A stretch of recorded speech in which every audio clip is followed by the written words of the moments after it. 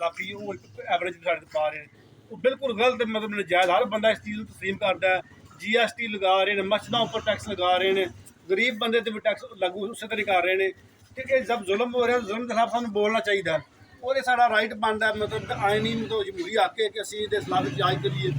और तो एहतजाज बड़ा आसान जिहा तरीका है, असीं बिल ना जमा कराइए और परेशान जिहड़ा इहदे विच होना चाहिए हुकूमत नूं।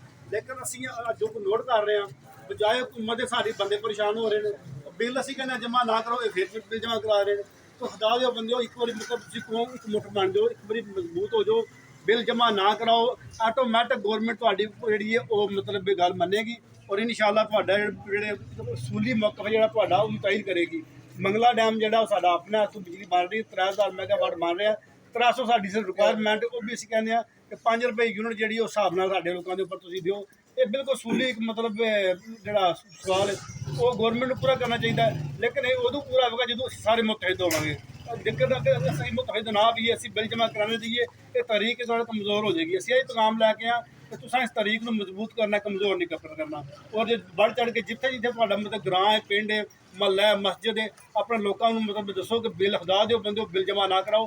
बिल जोड़ा वो जमा अपने पैसे तुहानूं कोई भारे लगे ने वो जमा करके अपने बिल के नाल साइड पर रख दो। बाद दे विच तुहानूं चलो जुर्माना भी लग रहा और ऐसा कोई मसला ना तुहाडा कनैक्शन कट्टण हुंदा। सिविल सोसाइटी तुहाडे नाल खड़ी है, ना तुहाडा कोई बंदा कनैक्शन कट्टेगा, ना तुहाडा मतलब तुहानूं कोई आके होर जुर्माना होएगा। तो वो इहदे विच इंशाअल्लाह जिहड़ा असीं तुहाडे नाल खड़े हां। मैं इस तरह इजाजत चाहना, बहुत शुक्रिया।